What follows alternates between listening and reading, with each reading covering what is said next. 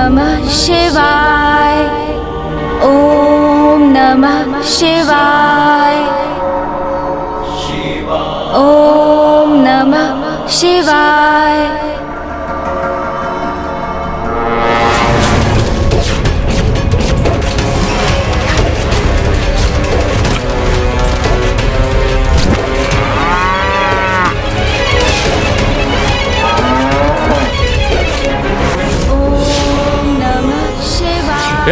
चलो शीघ्र कार्य करो, चलो जल्दी चलो, शीघ्र कार्य करो, जल्दी शीघ्र करो, चलो चलो जल्दी चलो, चलो चलो शीघ्र करो।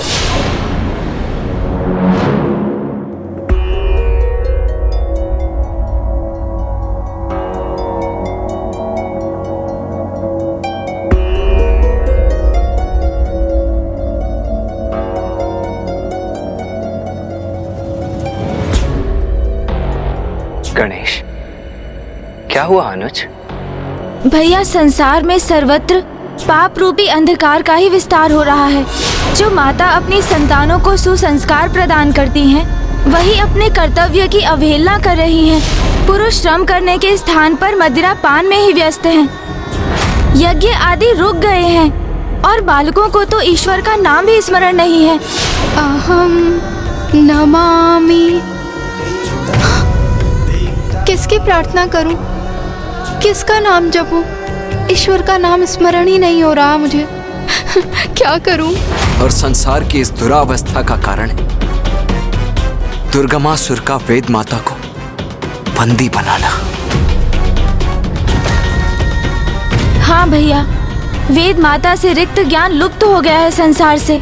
मनुष्य अज्ञानता के प्रभाव में पशुता की ओर बढ़ रहे हैं। उनके विवेक अर्थात अच्छाई और बुराई के मध्य भेद करने की क्षमता का ह्रास हुआ है। इसलिए पापाचार में वृद्धि हो रही है। देखो गणेश, नवरात्रि समाप्त होने में अब मात्र 3 ही दिवस शेष है। फिर माता वेद माता को लौटा लाएंगी और सब कुछ पुनः कुशल हो जाएगा। तो चलो अब माता की पूजा आरंभ करने के पूर्व उनके दर्शन कर उनका आशीष प्राप्त कर लेते हैं।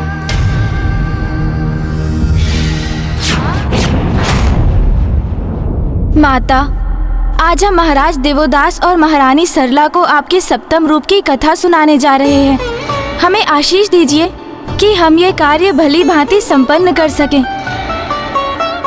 आप हमें राजभवन लौटने की अनुमति दीजिए माता। पुत्र कार्तिक, पुत्र गणेश, वहां जाने के पूर्व ऋषि जयगस्वे से भेंट कर उनके कुशल का ज्ञात अवश्य कर लेना। जो आज्ञा माता।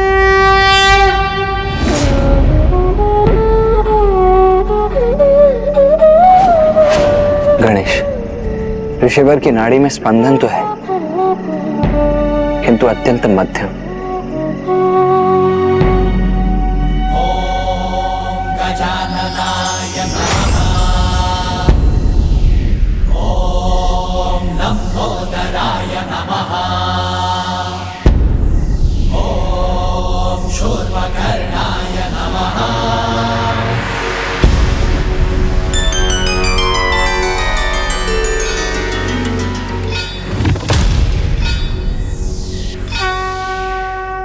यह उचित किया गणेश।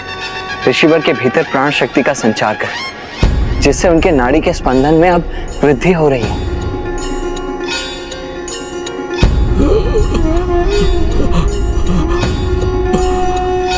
महादेव, आप आ गए प्रभु।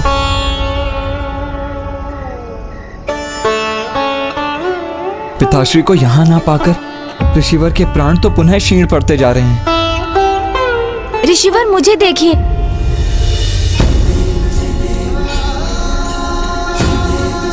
प्रथम पूज्य गणेश जी, महादेव कहाँ हैं? ऋषिवर, मुझ पर विश्वास रखिए। आपको महादेव के दर्शन अवश्य होंगे और आप अपनी पूर्ण आयु भोगेंगे। किंतु उसके लिए आपको अपने संकल्प को पूर्ण करने हेतु जीवित रहना होगा। जब महादेव मुझसे अप्रसन्न हैं, तो ऐसे जीवित रहने से क्या लाभ? किंतु अब मैं क्लांत हो चुका हूँ। तो मैं आपको प्राणायाम की विधि स्मरण कराता हूँ। जिससे आपके जीवन में नवीन ऊर्जा का संचार हो सके। और प्राणायाम से आरोह अवरोह की प्रक्रिया से व्यक्ति अपने श्वास पर नियंत्रण रख अपनी आयु एवं अपने प्राण की ऊर्जा में वृद्धि करने में समर्थ होता है। अब आप प्राणायाम का अभ्यास कर अपने प्राण को मध्यम एवं नियंत्रित गति में ले जाने का प्रयास कीजिए।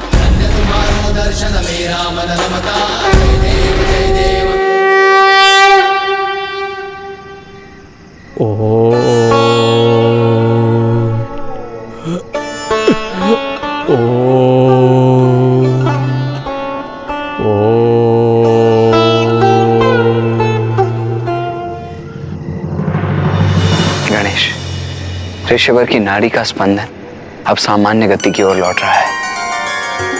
जब तक वो इस प्राणायाम का अभ्यास करते रहेंगे और अपने श्वास की गति पर नियंत्रण रखेंगे, वो इसी समाधि की अवस्था में रहेंगे।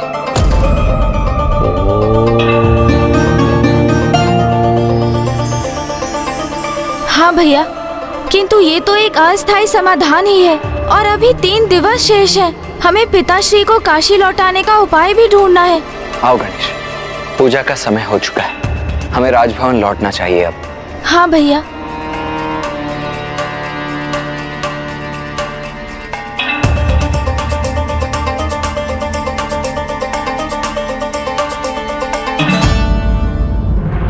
आज नवरात्रि के 7वें दिवस हम माता काल रात्रि की पूजा करेंगे। माता काल रात्रि अर्थात माता आदिशक्ति की वो रूप जो काल अर्थात मृत्यु को अपने वश में करने में समर्थ है। इस रूप में माता संसार को स्त्री की इच्छा शक्ति का परिचय देती है और ये दर्शाती हैं कि स्त्री शक्ति, भक्ति एवं तपोबल से अपने परिवार पर आए किसी भी संकट को दूर करने में सक्षम होती है, फिर वो संकट मृत्यु ही क्यों ना हो। किंतु माता का काल रात्रि स्वरूप अत्यंत भयंकर भी है। इनके शरीर का रंग गहन अंधकार के समान काला है। शीश के केश बिखरे हुए हैं और इनके कंठ में विद्युत समान चमकीली माला स्थित है। माता के 3 नेत्र हैं जो ब्रह्मांड के प्रतीक के समान गोलाकार हैं। प्रत्येक नेत्र से विद्युत समान चमकीली प्रकाश किरणें प्रस्फुटित होती हैं। इनकी नासिका से श्वास प्रवाह के स्थान पर भयंकर अग्नि के समान ज्वालाएं प्रवाहित होती हैं और इनका वाहन गर्दभ है। इनके 4 हाथ हैं। दाहिनी ओर के ऊपर वाले हाथ वर मुद्रा में रहता है और नीचे वाला हाथ अभय मुद्रा में रहता है और बाईं ओर के ऊपर वाले हाथ में लोह कंटक और नीचे वाले हाथ में खड्ग रहता है। माता काल रात्रि अज्ञानता रूपी बुराई का विनाश करती है और अपने भक्तों को वो शांति, स्थिरता एवं साहस प्रदान करती है। स्वरूप से भयंकर प्रतीत होने वाली माता काल रात्रि की पूजा का फल सदैव शुभ होता है, इसीलिए इनका एक नाम शुंभकारी भी है।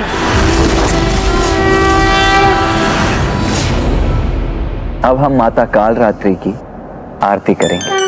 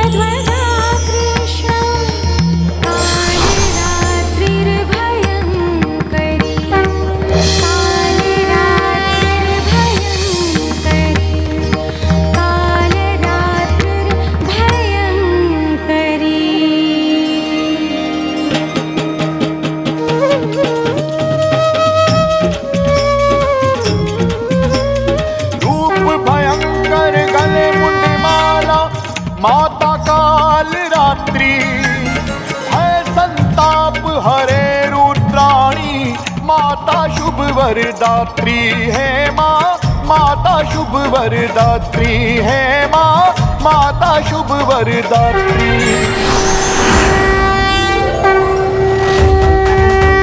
अब तक माता के 9 रूपों की कथा में आपने जाना कि माता ने शैलपुत्री रूप में महाराज हिमावन के यहाँ जन्म लिया, फिर ब्रह्मचारिणी रूप में कठोर तप कर महादेव को वर रूप में पाकर उनसे विवाह किया, फिर चंद्रघंटा रूप में घंटनाद से बुरी शक्तियों का नाश किया कैलाश और अपने स्वामी की कुशलता को सुनिश्चित किया। माता कुष्मांडा स्वरूप में माता ही संसार की प्राण शक्ति होती हैं और उनके स्मित हास्य से ब्रह्मांड का जन्म होता है। स्कंद माता रूप में माता ने कुमार कार्तिकेय एवं गणेश जी को संस्कार प्रदान किए। जिस प्रकार एक नारी अपने गृह में अनुशासन एवं समय का महत्व समय समय पर सबको ज्ञात कराती रहती है और अपने क्रियाकलापों से सभी को संचालित करती है, उसी प्रकार माता कालरात्रि हमें समय का ज्ञान देकर समय पर नियंत्रण रखने की प्रेरणा देकर हमें अनुशासित करती हैं। माता के इस स्वरूप का प्रादुर्भाव तो इस कल्प में आगे चलकर होगा और तभी संसार को माता की कथा का ज्ञान भी होगा। किंतु ब्राह्मण देवता, आपने ये नहीं बताया कि माता कालरात्रि के जाप से, उनकी प्रार्थना से कौन सा चक्र जागृत होता है? महाराज, अंतिम चक्र अर्थात सहस्रार चक्र तभी जागृत हो सकता है जब आप माता की शेष नवरात्रि कथा का श्रवण करेंगे। उसके लिए आपको थोड़ी और प्रतीक्षा करनी होगी महाराज।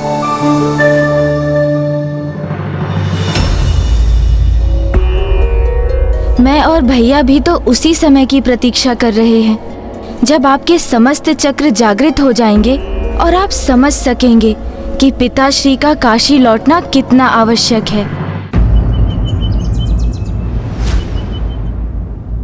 आज नवरात्रि का अष्टम दिवस है। आज हम माता महागौरी रूप की कथा कहेंगे। माता महागौरी, हम माता के इस रूप की कथा सुनने के लिए अति उत्सुक हैं ब्राह्मण देवता। गौर अर्थात स्वर्ण, माता का ये अद्भुत और सुंदर स्वरूप स्वर्णिम आभा से सुशोभित है।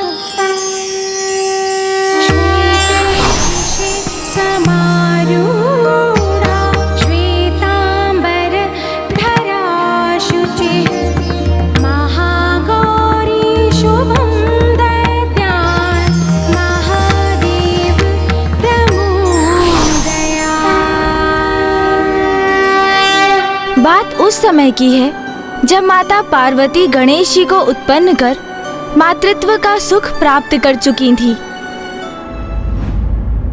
ओम नमः शिवाय, ओम नमः शिवाय। माँ, पुत्र,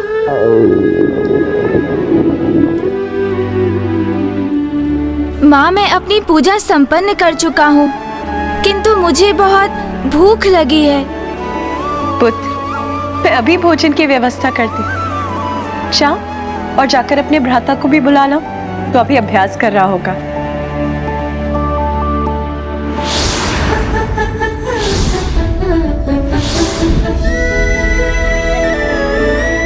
माता तो पूर्ण रूप से अपनी गृहस्थी की देखरेख में मग्न हो गई थी। महादेव के साथ अपने पुत्रों के सुख का ध्यान रखने के साथ कैलाश को सुव्यवस्थित रखने में मग्न थीं वो।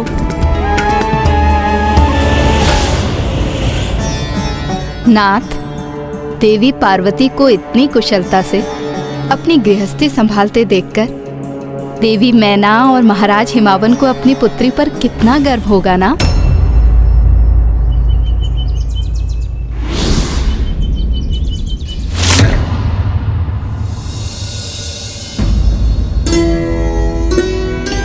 क्या हुआ नाथ? मेरे शब्दों का श्रवण कर आप इतने चिंतित क्यों हो गए? प्रिय देवी पार्वती, गृहिणी का कर्तव्य तो बड़ी कुशलता से निभा रही हैं, किंतु मुझे आशंका है कि वो इस साधारण दिनचर्या में कहीं इतनी तल्लीन तो नहीं हो गई हैं कि अपना वास्तविक परिचय ही भूल गई हैं। उन्हें इस बात का भी स्मरण नहीं कि वो वास्तव में कौन है। यह सत्य है कि वो एक पुत्री होने के साथ साथ एक पत्नी भी हैं और एक माता भी हैं, किंतु इससे भी पूर्व वो देवी आदिशक्ति हैं।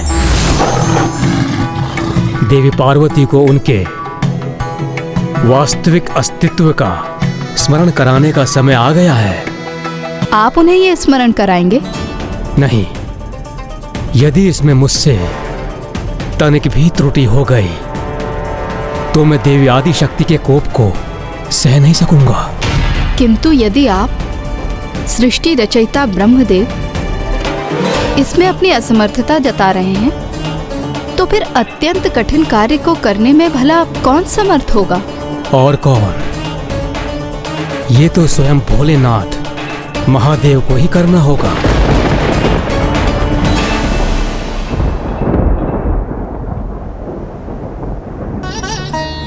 महादेव,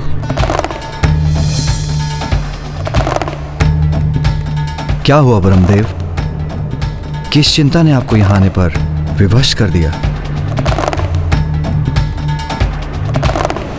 महादेव, जगत कल्याण हेतु अब वो समय आ गया है जब देवी पार्वती को अपने देवी महागौरी रूप में प्रकट हो जाना चाहिए। ब्रह्मदेव, ये तो आपको भी भली भांति ज्ञात है कि देवी आदिशक्ति अपना दिव्य स्वरूप किसी कारणवश ही प्रकट करती हैं। जैसे यदि सृष्टि पर किसी असुर का आतंक छाया हो या उनकी संतानें किसी बड़ी संकट में हो आदि। तब ऐसा एक कारण आपको ही उत्पन्न करना होगा महादेव।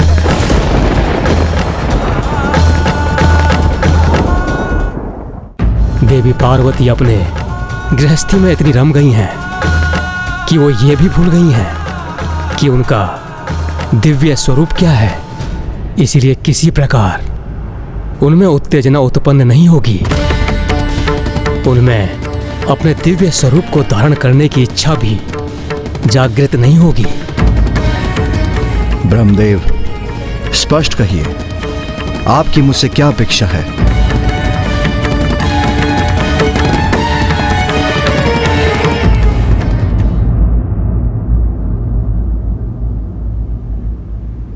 क्या हुआ माता? आप अचानक इतनी विचलित क्यों हो गईं? ब्राह्मण देवता इतनी कठोर तपस्या कर माता ने पति रूप में महादेव का सानिध्य प्राप्त किया और फिर संतान प्राप्ति के मार्ग में भी उन्होंने इतनी बाधाओं का सामना किया, और अब जब माता को कुमार कार्तिकेय और गणेश जी के रूप में संतान सुख की प्राप्ति हुई और उनका जीवन एक पूर्णता प्राप्त कर चुका था, तो उनके द्वारा एक गृहिणी के दायित्व को निभाने में अनुचित क्या था? माता, इसमें तो कुछ भी अनुचित नहीं है। वैसे भी एक गृहिणी का कर्तव्य तो अत्यंत कठिन होता है, किंतु सत्य तो ये भी है कि माता जगत जननी है, माता आदि शक्ति है, और उनकी दया दृष्टि एवं स्नेह की आवश्यकता तो इस संपूर्ण संसार को है। समय समय पर दुष्ट शिक्षण एवं शिष्ट रक्षण हेतु माता को अपने दिव्य रूपों में प्रकट होना अनिवार्य होता है। सृष्टि को माता की आवश्यकता थी, क्योंकि साधकों को अनेक सिद्धियां प्राप्त करने में एकमात्र माता ही सक्षम थी, और ये साधक इन सिद्धियों की शक्ति से ही संसार का कल्याण कर सकते थे। माता पार्वती द्वारा माता महागौरी रूप धारण करना स्त्री शक्ति की पूर्ण व्याख्या के लिए भी आवश्यक था, क्योंकि एक स्त्री के जीवन में विवाह का विशेष महत्व होते हुए भी उसका जीवन वहीं समाप्त नहीं हो जाता। विवाह के उपरांत में एक स्त्री परिवार की देखरेख के साथ साथ सर्व समाज के उत्थान में अपना योगदान देने में समर्थ होती है। उचित कहा ब्राह्मण देवता। तो फिर ब्रह्मदेव ने माता को प्रेरित करने हेतु कैसा कारण उत्पन्न करने का सुझाव दिया? उनके अनुसार इसका एकमात्र उपाय था महादेव द्वारा माता का अपमान।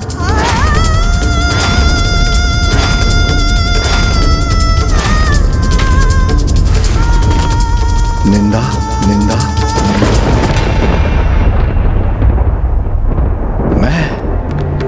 मैं उमा की निंदा करूं? हाँ महादेव, आप किसी भी प्रकार देवी पार्वती के रूप की निंदा कीजिए। ब्रह्मदेव, मेरी अर्धांगिनी है उमा, उसका रूप नहीं, उसका तो संपूर्ण प्रतिरूप दिव्यता का प्रतीक है, अति सुंदर है, उनकी शक्ति अनंत है, स्वयं प्रकृति है। और ये ज्ञात होते हुए भी आप मुझे कैसा सुझाव दे रहे हैं? मेरे कथन को अन्यथा ना ले महादेव। कदाचित हमारे पास केवल यही एक उपाय है। संसार में कल्याण हेतु आपको ये करना ही होगा, और मुझे पूर्ण विश्वास है कि आप देवी पार्वती की निंदा करने का उपाय अवश्य ढूंढ लेंगे। तो क्या महादेव ने माता की निंदा की? उन्होंने इस परिस्थिति को कैसे संभाला ब्राह्मण देवता? माता पार्वती को स्वयं से विलग करने का महादेव के समक्ष यही एक सर्वोत्तम उपाय शेष था, जो उन्होंने अपने अनुसार उचित आशय से किया। किंतु अगले ही क्षण उनके कहे का कुछ ऐसा परिणाम निकलेगा उन्होंने सोचा भी नहीं था। जब जब पाप बढ़ता है, ईश्वर उसके अंत के लिए किसी न किसी अवतार में अवश्य आते हैं।